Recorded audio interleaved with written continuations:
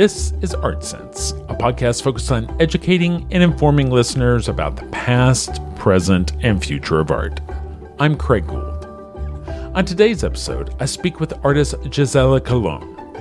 Gisela is a Puerto Rican-American artist who explores themes of energy, time, and our place in the universe through the construction of totem-like sculptures and colorful reliefs.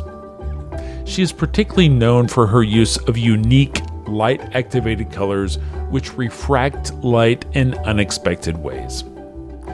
In the conversation, Gisela discusses her roots in Puerto Rico, her affiliation with West Coast minimalism, and her current exhibits in New York and Brazil. And now, a conversation about wonder and connectedness with artist Gisela Colón.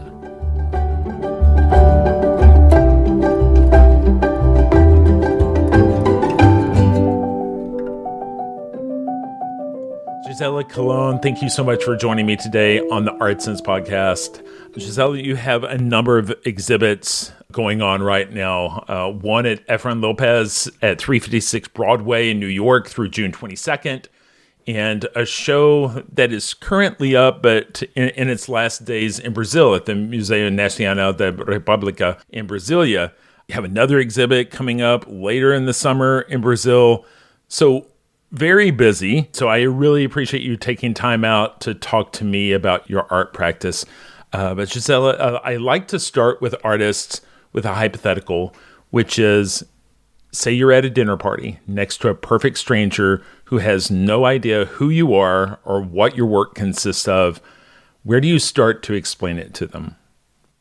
Those are always awkward questions. And I really detest art speak in a way. And I like to just say, my work is about life, and then pause and then see the expression on the face. Well, what do you mean about life? Because I really feel that if I boil it down to the essentials, that's what my sculpture is about. And that's what my early painting was about. You know, I started, grew up in Puerto Rico, and my mother was an artist and a painter. And from a very young age, I started sculpting and painting. Like my very first work was probably around the age of 4. Work in quotes, you know, where I took a bunch of clay and I made this whole like installation in my closet, on the floor of the closet, of little mushrooms and worms and all these kinds of little creatures. And my mom came in and said, "What is that? Oh my God." And I just remember her. I don't remember as much doing it, but I remember her surprise at seeing these strange little things that were growing. And from the age of 4, I painted with her. We painted many, many paintings about Puerto Rico in general, you know, everything around us, whether it be musical instruments, maracas, guiros, potted plants, still lifes, and also landscape. So we would drive out into the countryside. And I remember there were these fields of sugarcane in Manatí, Puerto Rico, on the side of the road. You don't really see it as much anymore because sugarcane is a crop. A viable crop in Puerto Rico, the production has dwindled. But I remember this is the early 70s, and we would drive and stop on the side of the road, and we'd go talk to the people who were cutting the sugarcane, grab a piece of sugarcane. And when you cut it in half, it has these incredible fibers, and you can suck the sugar out of the cane right then and there on the side of the road. And then we'd go back, and maybe the next day or so, we'd start painting a painting about sugarcane. So this experience of living life and feeling things in the real world and then translating them into art, I look back now and I go, God, that's always been kind of the way I've worked. You know, I do that in a strange way. I just absorb from the world around me in so many different ways and then distill and outcome sculptures and paintings over the years. And so early painting and then pastels. I worked oil on wood, oil on canvas. And even at the age of 10, I did kind of a painted room. And this is back in my grandmother's house in Guaynabo, where we spent a lot of time because my parents would drop us off there. You know, occasionally they would be fighting, or more often than not, they'd be fighting. And they would just drop us off at Ñaña's house, my grandmother, and she took care of us. She was like kind of a second mom to me. And she was a fascinating woman. She was a pharmacist that had graduated University of Puerto Rico from an early age, and one of the first women to graduate in the 30s, University of Puerto Rico Pharmacy School. And she always had all kinds of medicines up in her closet and syringes, and she'd run after us trying to inject us when we were sick. And but what was fascinating is that her house was pretty old at that point, but back in the 50s when my dad was young, there was a lower level that you go down these stairs into the backyard where there were, banana trees and all kinds of like swampy things. And then there was an abandoned building, which had been a library back in the 50s when my dad was young. And there were books there that had gathered all kinds of little bugs that had been eating into the paper. Polilla is what it's called in Puerto Rico. So we had the run of the mill down there because my grandmother's knees were weak and she couldn't go down the stairs anymore. So it was like this abandoned building, and we run wild for years down there. And so we'd go into her closet and I'd poach a few syringes and medicines, and then we run downstairs and we make chemical concoctions and we suck the juice out of the banana trees. And then we go into the library and make bonfires with some of the old books that were no longer even readable. And in one of those rooms, there were 2 rooms, at the age of 10, we found a bunch of paint that was left over from when the whole family would paint the house. This wasn't like you hired painters to paint. Mm-hmm. And the house was built in the late 40s, and it was kind of those boxy constructions in Puerto Rico made out of cinder blocks. Sure. And they were white. And it was the beginning of what I would say where colonial architecture took a shift into more of like the mid-century modern or the modernist look in Puerto Rico. And the houses were usually painted white, and then they had a stripe of kind of popping color, whether it be purple or green or aqua or turquoise. And there was a bunch of leftover paint and buckets of white and buckets of aqua turquoise. Then my grandmother and my grandfather would say, hey, what color do you guys want us to paint the trim? And we'd pick the color because the more colorful, the better. And so I said to my brother and sister who were younger than me, I was the oldest, I was kind of a little bit of a ringleader, we should take this abandoned room and paint it. Let's just take this paint and paint it. And I painted, we started white and we put a band of kind of aqua color floating in a curved line. It looked like mountains, or it looked like, waves in an ocean. And then when we got to the second wall, I said, what if we do it in the opposite contrasting color? So like the wall would be turquoise and then the band connects in white. So we did that. And I remember thinking, wow, this is so cool. And I remember that experience of just creating out of nothing something. Sure.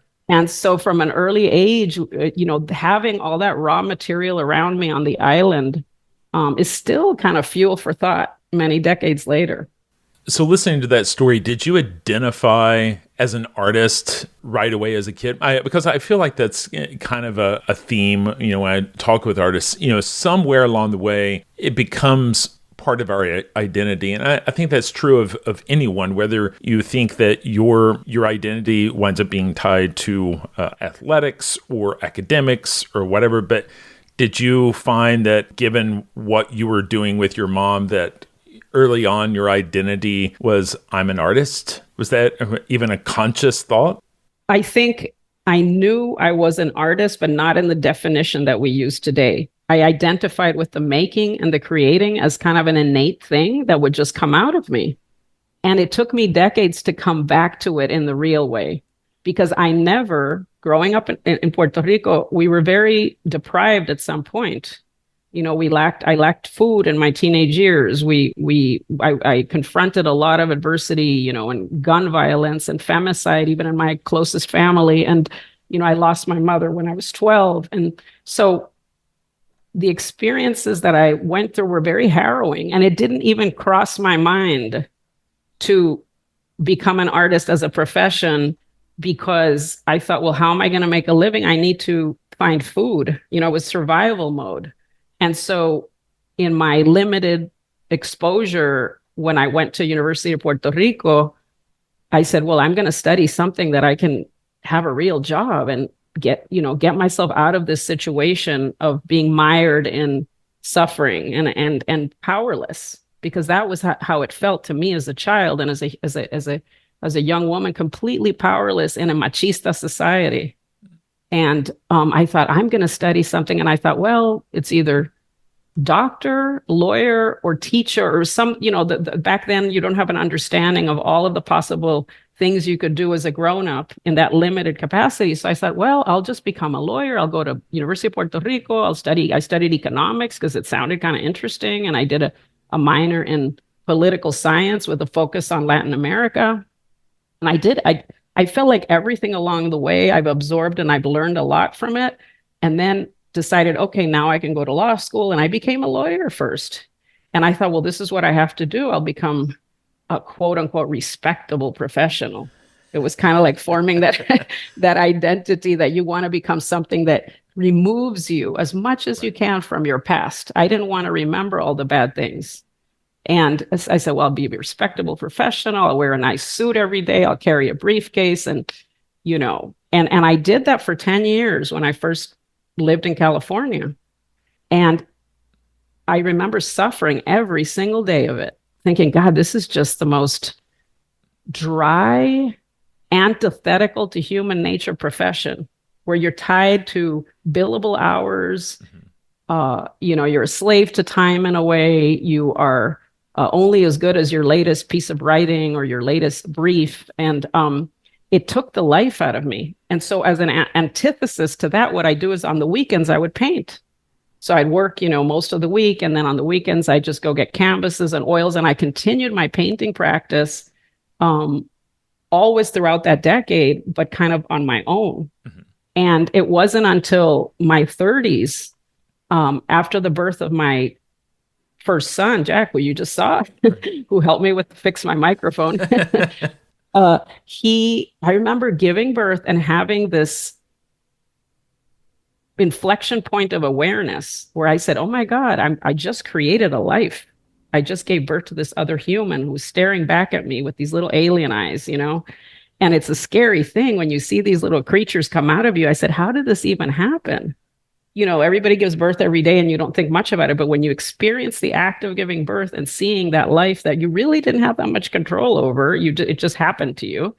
And you realize that the genesis of being a creator is so important. So that set me on a pathway of analysis. And I said, I have to, this whole concept of being a creative person, the painting, it all kind of gelled and came together where I decided, that's what my true calling is, to just be an artist. That's what I've always loved. And I've always done it in a non-professional way. And the birth of my kids then took me on that pathway. I said, okay, I'm going to take this seriously, just like I took law school or just like I took economics or something. I'm going to figure this out. And I had a couple of friends that were artists, and I remember asking them, hey, how do you get into this? And they were like, well, you got to get a gallery. And back then it was transparencies. There were no back then it was like not that digital yet. So you had to have, they said, put together a body of work that you consider good, have it photographed, and then I'll drop the transparencies off on the desk of my friend, so-and-so. And I started like that, just kind of winging it and figuring out the art world. And God, now it's been a long road, 20 something years. Yeah. I've had friends that have been in the legal profession. They would tell me stories about how they were part of multiple support groups for lawyers. Many of them were in AA. Many of them were in a depressed lawyers club. And I think part of it is just the nature, lawyers get beat up a lot, but, and they understand why. But, I remember this one job when I was working with a lawyer every day, it became obvious to me, a lot of what goes on in the legal field is separated from questions of morality. It's about whether something is legal or not. Can we legally, within the letter of the law, do this or not do this? Or, it's not a question of whether it's right or wrong. It's a question of whether it's legal or not. I think that wears down on lawyers. I don't know. Yeah, I think you really are on point on that subject. And that's what I think I found very frustrating, that there was no there were a lot of initial philosophical underpinnings to why a law was created, but it deviated in the interpretation. And then it became nonsense. It was like, it was up to the vagary of a judge or a jury, and it just made no sense. And after me, in terms of like, what are you contributing to society? Mm-hmm. And that I started peeling. I always peel away the layers of the onion on something, and I started thinking, what is this contributing to me as a person, society as a whole, the earth? I always start looking at things vary from a micro to a macro level.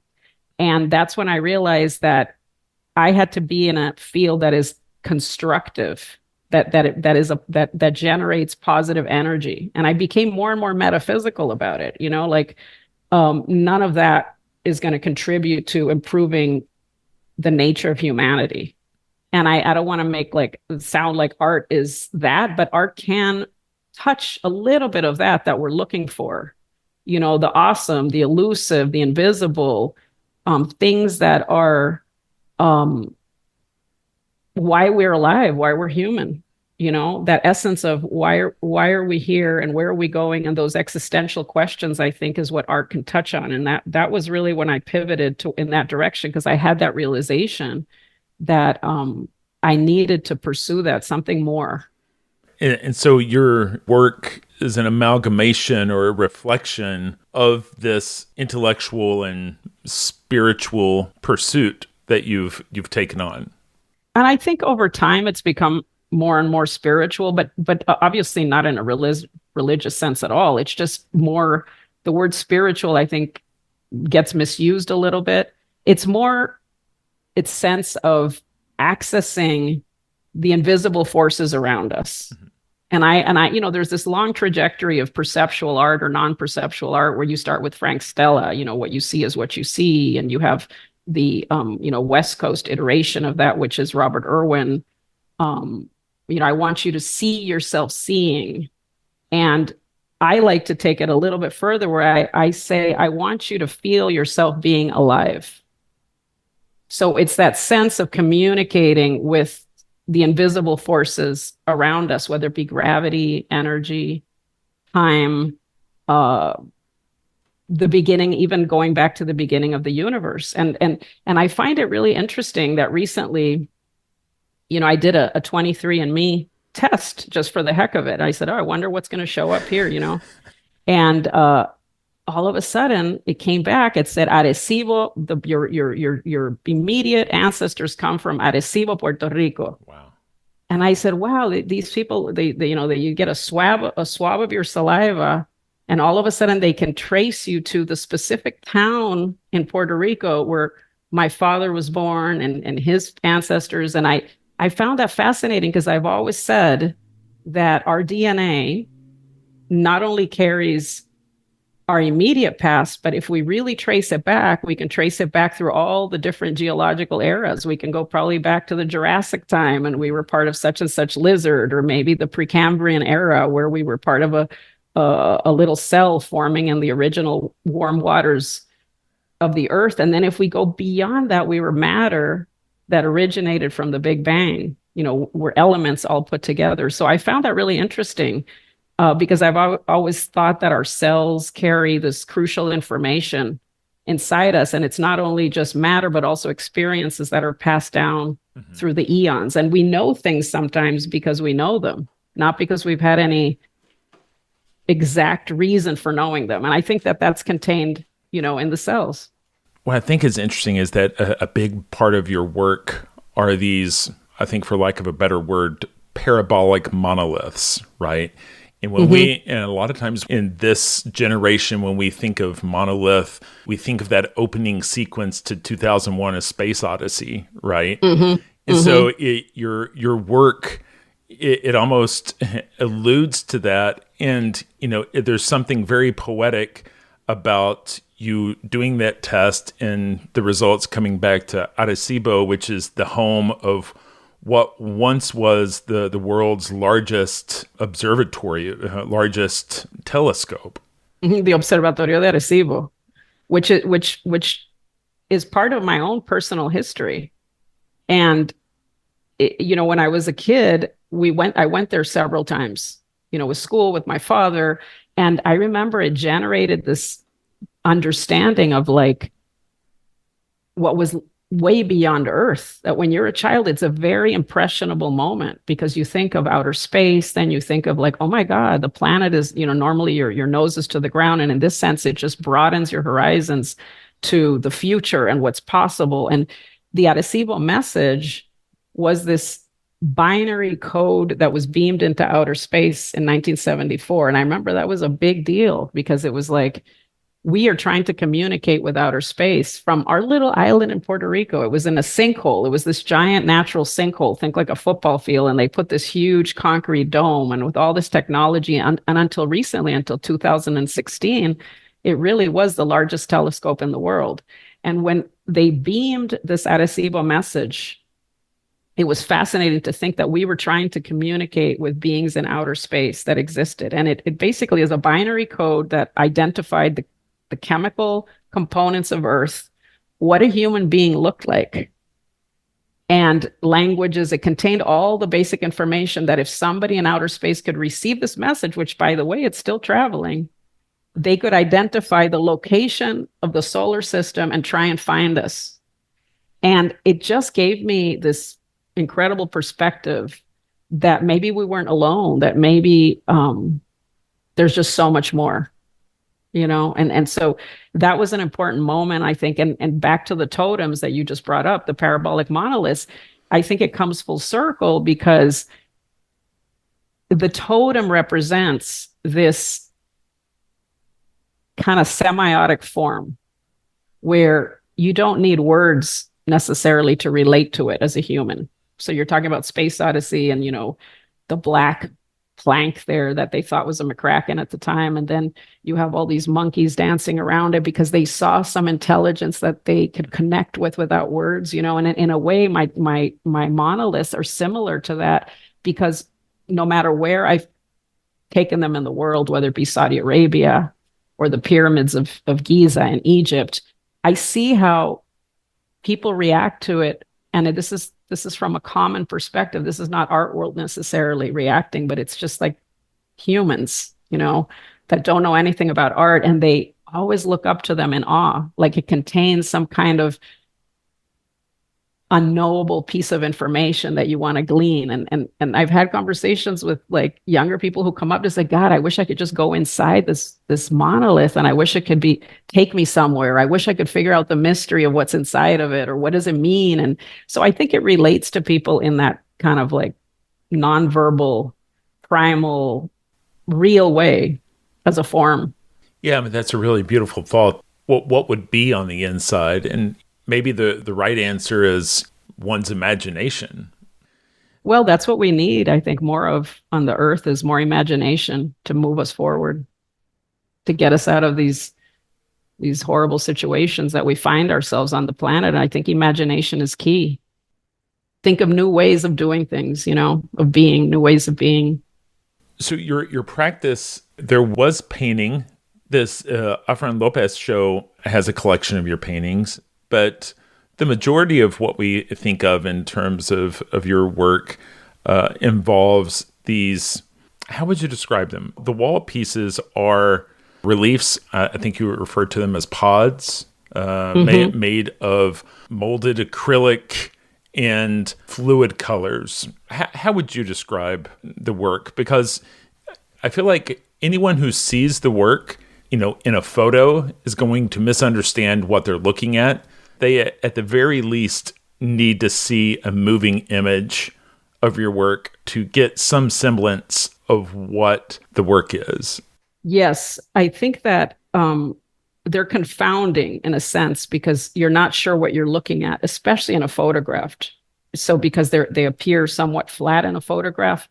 But first I started with painting. So I'm going to back it up for a minute. At the Efren Lopez show, you come down and you see a painting from 1996, which depicts the first appearance of the monolith form in my practice. And it's this oil on canvas with heavy brush strokes, impasto, similar to the way I always painted in the 70s and 80s. And it looks like a mountainous form, and it's this brown, rich earth form coming out of a verdant green background, which symbolizes kind of El Yunque, Puerto Rico, the mountains of Puerto Rico. And that form appears not only in the monoliths, but also the wall works. You're talking about that, yes, I have referred to as pods. And that was a name I gave them just as a general way of understanding their shape, because they're kind of pod-like. They come out of the wall, they protrude, anywhere from 8 to 12 inches, and they're rounded in form. And a pod is sort of like a pea in a pod, a vessel of some kind that may contain a seed. And so these associations are mostly given to the works because they do look like vessels that contain some form of life. And they came about in a very, again, natural way of working, because I was painting. And then from paintings on canvas, I moved into paintings of oil on wood, carved by knives and spatulas. So it was a very aggressive form of painting, of slicing paint and creating texture. And I wanted to experiment with new things. I was kind of getting, how as an artist, you just get restless. And I felt like I needed to move into something less overwrought. I had this moment where I was looking at my paintings and they felt just too heavy. And I thought, I'm going to try my hand at formed acrylic materials. And so my first transitional body of work were these pod forms that were acrylic substrates that were formed in an oven. And then I painted the backside of the plastic with automotive lacquers. And always they had 3 colors in them. They started, let's say, red, and then they transitioned to a gold color, and then they went into, some sort of, lilac or blue, and I always noticed that I was painting with 3 different colors and trying to create a fluid color spectrum so that you didn't see where one color began and the other one ended. So it was very kind of fluid. And I remember getting criticized at the time. Oh, Craig Kaufman did that. You're just knocking off Craig. And that really kind of pissed me off, but in a good way, because I think that criticism, it depends on your makeup. Criticism can make you crumble sometimes. And then, I've heard of stories of artists that never want to do it again because they just get criticized, and then they crawl into a shell and they disappear. And I was the opposite. I said, oh, you know what? This is just so fucked up. They're right. Craig Kaufman did that. I got to try my hand at something else. So that criticism generated in me anger, which was a good thing. And so I started, the same fabricator that I had been working with, I started ordering different materials and putting them in the oven and layering them. Instead, I said, I'm not going to use paint. My challenge is, what if I can create a sculpture with no paint? And so I took various materials and I would draw. It first starts out as a line. I draw a shape. And then that shape, when I'm happy with it on the paper, then I transfer it in a larger scale onto a plywood, a piece of wood. And then that piece of wood becomes what they call in the forming industry a tool. And the tool, which has these spokes, it looks like kind of like a structure of some kind with like spokes on the side. You put the layers of material, you clamp them down, you roll them into this giant industrial oven, and you bake them and you cook them for a few hours, and like I've learned to, like, my kids are always saying, Mom, let me cook. So I'm like, I'm cooking, right? I'm forming these layers, and then I'm messing with them on the floor. I like looking at things from above. And I realize that comes from astronomy, astrology, always looking at the moon at night since I was a kid, looking at the stars. I like looking at things from a perspective. So I put these layers on the floor, one on top of the other. And at one point, I saw this back glow of light coming out and hitting me in the eye. It was like a green, otherworldly glow. And it was my eureka moment, because I realized, you know what, I'm onto something. I can create this light reflected back into my eye, and it has some color in it. And I kept on going and kept on going. And then I figured out how to integrate layers that would shift color. So the pods become these structures that not only reflect light, but refract light into a fluid color spectrum, sort of like a prism.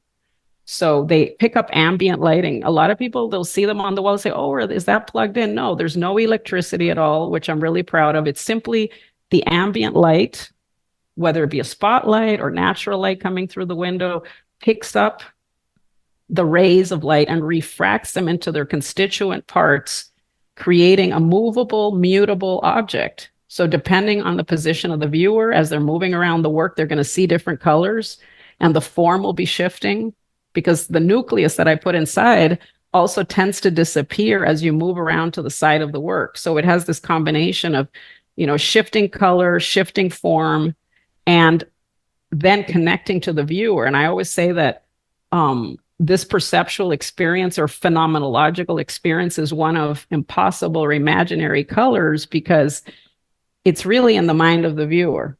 What you're seeing is, since the color is always in fluctuation, you're not sure what color you're seeing. Some people say, oh, I see a little bit more green. Oh no, all of a sudden I see gold. And it's really that sense of, once they get past asking about the process, because everybody wants to know the process, how I make these things, I always say, look, the process is not important. Right. Because our mind is always trying to figure out how things are made rather than living in the moment of the pure experience. So I say, just stop thinking about the process. Can't you just look at the object for what it is and maybe get that feeling yourself being alive? Because you're looking at something that reflects the beginning of life. It's funny you say that, because one of the things that strikes me about that form, that changing form in the middle, is it almost comes across as like the yolk of an egg. Obviously, the color varies, but there's something about that is very evocative of that. And it's very mystical, in that you think you're looking at something that's static, but the more you move, the more it changes. So there's a sense of wonder with looking at the work. Mm-hmm.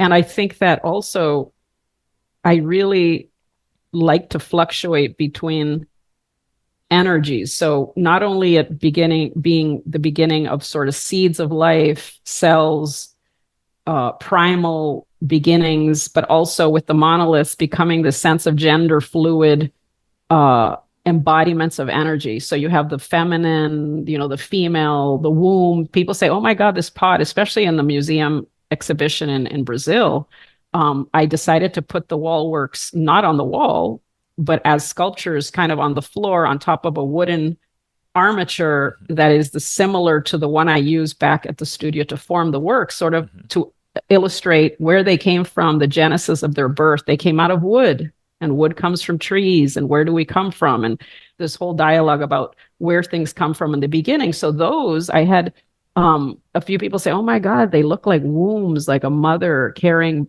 a baby or something on the feminine side. And then you look at the monoliths, and they're these very solid masculine forms that obviously are phallic. And I think that a lot of this shifting between different masculine, feminine, female energies reflects my own personal trajectory of grappling with my mother and my father. Who has the power? Who owns the power in the relationship? Why were women always maltrato? Había mucho maltrato en Puerto Rico, el maltrato de mujeres, which is beatings and gun violence. And I think that subconsciously I gravitate to the monolith form because it represents that machismo strength in a way that I thought, okay, if I can empower myself with this, then I won't be the subject of, abuse. And so, but at the same time, Mother Earth is so important to me. And why is it called Mother Earth? Because we come from this earth that gives birth to all of us. And it has that name for a reason, because of that feminine ability to give life. And so I think I oscillate between these two dichotomies of energy and power. And sometimes I don't know how to explain it to myself, but that's why the objects are there, because they come out of me, they come out of my body in that way. And the power of, I use mountains a lot as also analogies. So the monoliths are not only obviously the shape of a bullet or a projectile or, a spacecraft, or things that are normally used for surveillance and war and aggression.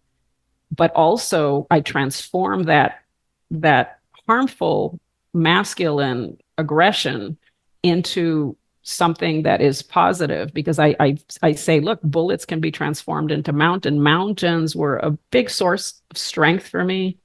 As a child going through a lot of suffering. I remember running outside in la finca de mi abuelo. We lived on this farm in the outskirts of Bayamón in the 70s. And whenever I was upset because my parents would be, fighting, or there was some kind of gun violence, I would just run outside and I would go to a eucalyptus tree and I would sit on one of the beautiful bent branches. It had this branch off the ground, like 3 feet, that was a perfect little bench. And I would sit there and I'd peel the bark for hours.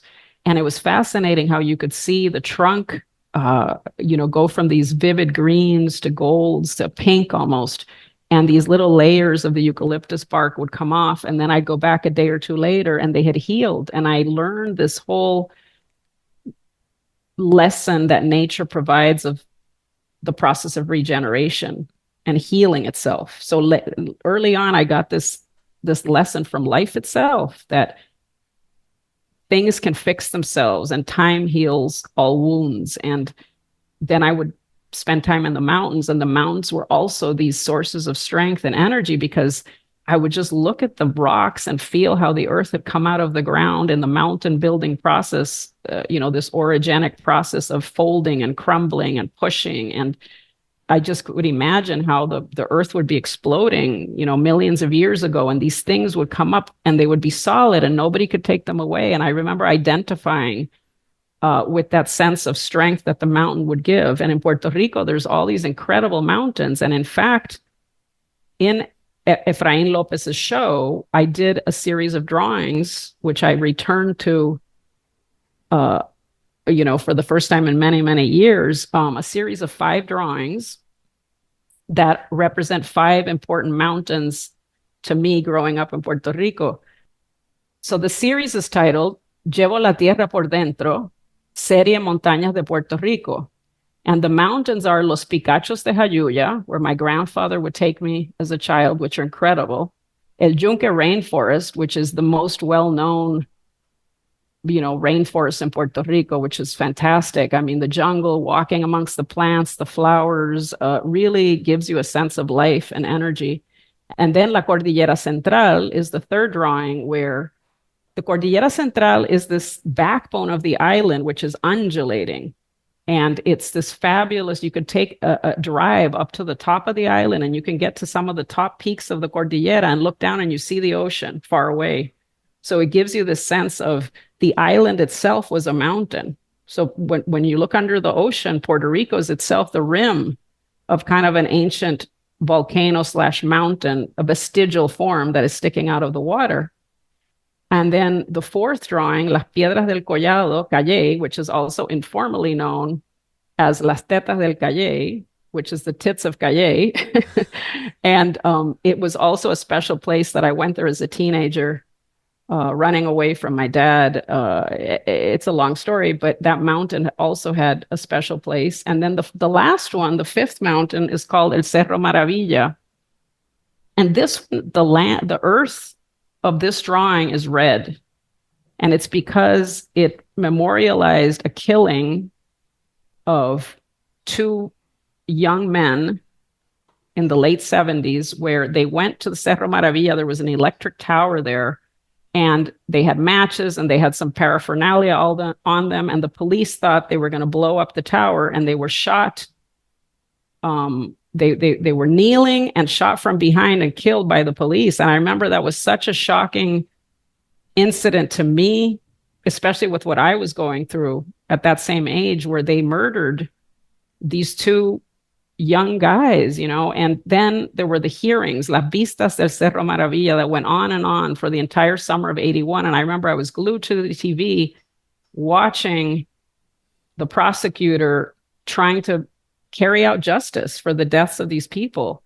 And so that mountain drawing kind of represents that. And the way I created these 5 mountain drawings was, it started with a line, the same way that my sculptures start with, where, I just draw one continuous line on the paper, and then I filled it in with pigment.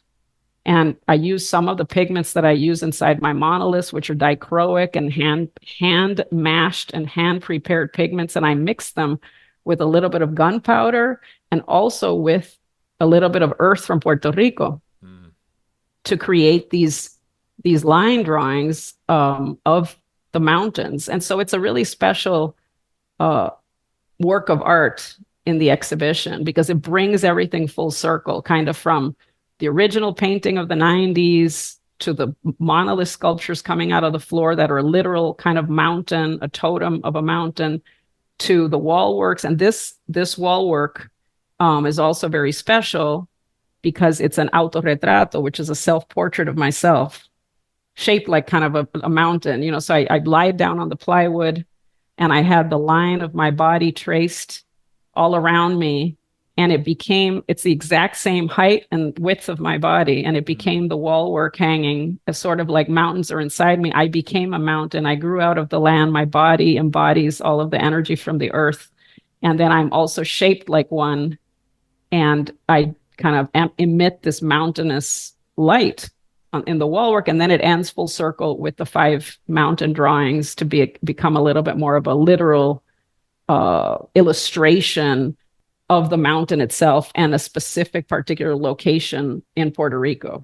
Don't forget the floor. You created a hole in the gallery floor that is roughly the same size as the monolith, but not under the monolith, adjacent, where maybe it's best for you to explain, but there was some excavation, but you filled it back in with earth from Arecibo. Yes. How could I forget the floor? It's very important. It's the full circle. Right. So then after the mountain drawings, we have the excavation, which is kind of an architectural intervention. And it is shaped like an elliptical form that is the same dimension as the base of the monolith. So it's sort of like the positive and the negative. And then bringing the earth back from Puerto Rico was extremely special because it's from Arecibo, where my father was born, the place of my ancestors. And it's that red earth from Puerto Rico that gives life. And I remember as a child connecting with the earth, touching it. It's like red clay almost. And it has this fango, es un fango boricua, que es como una masa, and you can shape it and mold it, and it's sticky. And when you're in it, it gets all over your clothes and your tennis shoes, and you can't get it out when you wash your clothes.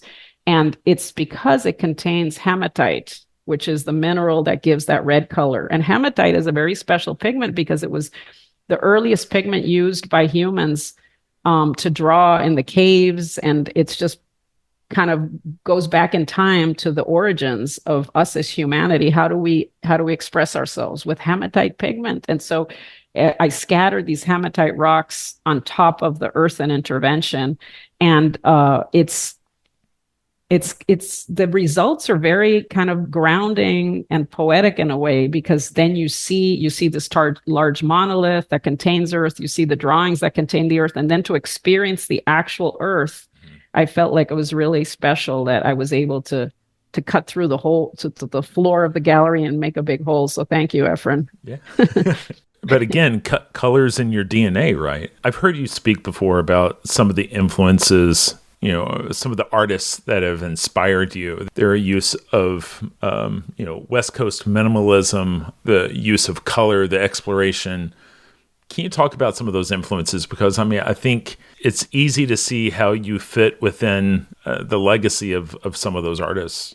Yeah, I think that the most obvious association that has been attached to my work is West Coast minimalism or light and space, but I feel that misses a large part of the equation, because it's a fácil interpretation, because you see, kind of a glowing light and she's on the West Coast, it's light and space, but there's so much more. And, continuing in that progression, East Coast minimalism, like Donald Judd, his use of color has been very influential, particularly his multicolored works from the 80s, where he had this whole system of allocating multiple colors hovering at the same time, but he did not want them to mix with each other. He wanted them to hover in space at the same time. And in my use of color, It's a little bit the opposite. There's multiple colors, there's a multiplicity all at once, but it merges with the light and it becomes an undefinable fluid color spectrum. So Judd has been interesting in my formation, as well as even Latin American artists, Carlos Cruz Diez, which, when you study Latin, which has also influenced me, but it's not really mentioned much. But when you growing up in Puerto Rico and studying like Wilfredo Lam, Cubano, Carlos Cruz Diez, Jesus Rafael Soto, their use of color was also very instrumental, particularly, for example, the physichromies that Cruz Diez did in the 50s, which predates Light and Space. So you can go way beyond that, and physichromies was his original study. He would take these little cardboard strips and he would turn them sideways, and they had different colors in them. And then as the viewer looked at these strips of cardboard, you would see a slight shift in the color as you moved around the painting. So that's kind of an early example of a use of a color spectrum that I really kind of enjoyed studying and relating to. And just painting in general. Like when I was a kid, my mom, she'd buy Paul Gauguin books and Picasso and, Monet, and all of the classic European painters that use color, like Monet's water lilies, were fabulous. And we'd study them in the books, in addition to doing our little field trips that we'd go out onto the island and look at things. And we do assemblies of things on a table to paint a still life, but we always had the books lying around, and I'd spend hours paging through the different books and really just gravitating to the color. Like Paul Gauguin was a great example where I'd look at these paintings and I'd ask my mom, why is the mountain purple when in real life it's not purple?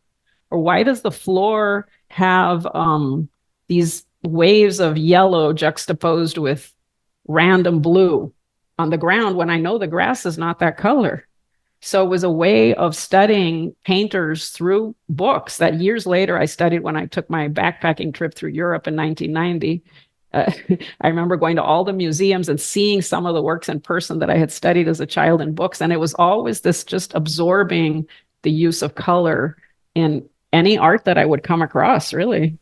When I look at your work, I think about artists like Larry Bell, a West Coast artist, but I also think about Oliver Eliasson. And again, what I think is just really wondrous about your work is how, because you're dealing with refraction, the colors, you're creating colors that are beyond the composition of its component materials, right? I mean, there are colors that are being reflected that aren't necessarily in the colors that are going into making the work. Absolutely. And it's what I've been terming structural color, because structural color is not applied color and it doesn't match the applied surface. And you find that in nature where you're looking at a scarab beetle, the back of the beetle, or you're looking at an nacreous shell, and it occurs in nature in as much as the texture of the surface or the particular surface then reacts with the light and it becomes a structural color. And I think that Larry Bell, you mentioned Larry. Yeah, Larry is actually a friend. I visited him in Taos last summer and worked with him on a collage. It was so amazing. He layered the different materials and put them in a heat press, and out came this beautiful collage. And I thought, God, this is really cool. It's sort of a use of structural color too, where the light reacts with a certain material, and it's not necessarily what's on the surface, but the reaction of the light to it. So in that sense, yes, it's really, there's a lot to talk about when it comes to structural color and its applications. I was going to mention the show in Brazil, and just because I just started thinking about the color and the use of the color in Brazil, and we haven't really talked about that. Yeah, please. Because when I think of Brasilia, it's an amazing concept that a nation would decide to just kind of start over and create a capital city out in the middle of nowhere from scratch, and have an architect, create something that's so pristine. Can you talk a little bit about how your work, how it responds to that space? Well, I think that, let's back it up, Brasilia, as a brainchild of the then president Juscelino Kubitschek and Lucio Costa, who was the urban, the main architect and urban planner that Juscelino was using. And then he brings in Oscar Niemeyer because Oscar was kind of his protege. He had been working for him. So when you think of, I think it's admirable. I think that when you look at what they did to just invent out of nothing this incredible place, to me, it was decolonial. Mm-hmm. And I think that there's criticism, oh, it's too utopic. What is a utopia? It's not, but when you back it up and you look at what they were thinking about, they're saying, look, the architecture of Sao Paulo, the architecture of Rio as the capital was too colonial, old style, European. Right. And back then everybody was trying to still emulate what the Europeans were doing. And they were groundbreaking. They were saying, look, let's do something that reflects what Brazil is today, something new, different. And Oscar's architecture, I went to Brazil, visited, studied a lot before I did the exhibition. So a year earlier, I went there and, bought all kinds of books and absorbed and went to all the different buildings. And his architecture is really resonant to me because of the organic lines and the use of bringing in nature from the outside. So you have these incredible forms that are not linear. So if you think of Euclidean geometry, if you think of, the classic modernist structure was always squared off, similar to me in the sense that I take these forms that were linear and I torque them by hand and I create what I call humanized geometries, which is you take the linear, more traditional, Platonic or Euclidean forms and you make them fluid and you make them organic. And so Oscar was doing that on a larger scale, architecture being a vessel where humans live inside. And in that sense, I think that, sculpture is similar to architecture in the sense that it make you feel a way of living, So when you look at the museum itself, el Museo Nacional de República, which is this incredible dome shape, and it has these 3 different ramps coming in and out of it like an ear. I call it an ear. They call it the handle. And you have this ramp coming up the front that looks like a spaceship, like you're about to enter a spaceship, and then another side ramp connecting all these different levels. You get this incredible sense of space that is not rigid. So normally in a modernist building, you take an elevator and you press the button, you get off on the first floor, the second floor, the third floor, and you're in a box. And what he did, which was so groundbreaking, is the space is not broken up into boxes. All of a sudden you're taking a ramp up to the mezzanine and you're at a half point. You're not sure, am I on the first floor? Am I on the second floor? So it allows, I found it challenging, but it allowed my art to exist inside a structure that was compatible in the sense that space is always in movement and there's no definition. There's no hard definition or demarcation as to where the space ends and the other part begins. And, I did something interesting inside the museum, which was that the perimeter of the dome, the lights had been out for about 15 years. So there was the main light in the main section of the dome, which is a reverse projection of light. There's like a dome hanging down from the top of the apex of the dome, and then that shoots some light up into the ceiling, and that light's supposed to come down and bathe all of the artwork. And that light was very cold, and it was kind of like there was something wrong with it. So I remember talking to the director of the museum and the plant manager, do you guys think I can mess with the lights a little bit? And then the perimeter had 168 plus round little lights that had been out for many years. They couldn't figure out and I brought with me my lighting guy, who's like a lighting engineer. And we went into the industrial section of Brasilia and we ended up buying all this wire and light bulbs and we rewired the whole museum. Wow. And when all of a sudden, when we put that switch on and all the lights turned on in unison, and the lighting was beautiful, warm, even the angle of the light bulbs, we had to be careful so you wouldn't get hot spots on the wall. So we relit the museum and it was a real symbiotic thing that happened with my art. I was really proud of how it could coexist, enhancing the architecture and bringing in the sculpture. And then we had specific spotlights on all of the sculptures, creating this kind of like otherworldly pathways between the sculptures, shadow and light, play on shadow and light. And so that was a great experience. And I think a little bit back to your original question about Brasilia as a whole, what I found fascinating about everywhere I visited, all of the buildings like the Palacio Itamarachi, where I had a diplomat take me inside and he gave me a whole tour of the Palacio, which is the Ministry of Foreign Affairs, is that everywhere is nature is brought in. So you have the beautiful Burl Marx gardens that were planted back in the 50s that integrated trees and ponds of water everywhere. Like inside a lobby, you'll have trees and water, and you'll have these beautiful stairways that have no railings that probably don't comply with any regulation in the United States. But for some reason, people don't fall off the stairway. There's like this beautiful Niemeyer floating staircase that looks like a spiral. And I found it just a very, yes, utopic, but also real use of imagination to try to make something new and push the dialogue forward. And very Brazil, it became a new identity for Brazil. So that's admirable. Do you ever think about having some type of permanent installation out in nature? I mean, I think of like Michael Heiser's The City. Do you ever think about taking on something like that, something Michael Heiser, James Turrell size project where you know exactly where these monoliths are going to live, in what environment you've responded to, and the intent is for them to always be there?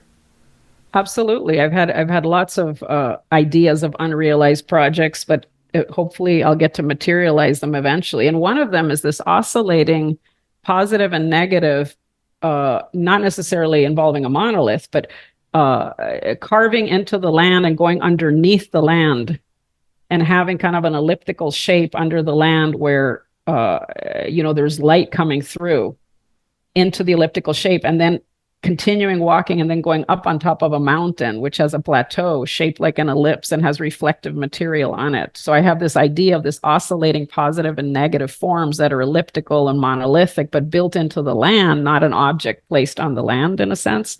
So yeah, hopefully I get to realize them. I just have to find the right opportunity. Would that be on a mountain in Puerto Rico, or what do you think? We'll see where the pathway takes me. I've always wanted to do something in the Observatorio de Arecibo. And in fact, I'm going back to Puerto Rico in a few weeks for an event at the Museo de Arte de Puerto Rico for the museum. And I'm going to go to there and scout out the Observatorio. But I'm not sure I would do that sort of land installation at the observatory because it's, Well, it's been decommissioned, right? I mean, I assume it's probably falling into disrepair. And so as things like that do, given hurricanes and weathering and, man-made materials eventually fall apart, maybe Puerto Rico, maybe somewhere else. Yes, I think that the possibilities are endless. I've thought of definitely Puerto Rico, but also the desert. I'm building a second studio out in Palm Springs area. I'm fascinated by the desert in California as well, and the mountains in California. And I think for that sort of installation I'm talking about, I think you need more of a less jungly environment, a little bit more sand. So yeah, the future, we'll see what the future holds. I hope I can realize it. Oh, I'm sure you will. Well, Gisela, I really appreciate your time today. I'm sure the future will hold amazing things. You've been so gracious. It's been great getting to just sit down and just get to know how you think. And, I really appreciate your time. Thank you so much. It's really been my pleasure. That's all the time we have for this week. You've been listening to Art Sense. You can find the show on Apple Podcasts, iTunes, Google Play, Stitcher Radio, Spotify, or your favorite podcast app. If you've enjoyed this podcast, be sure to subscribe. And while you're there, please rate the show and leave a quick review. Your feedback is the key to other folks finding us. And if you'd like to see images related to the conversation, read the transcript, and find other bonus features, you can go to canvia.art and click on the podcast tab. If you'd like to reach out to me, you can email me at craig@canvia.art. Thanks for listening.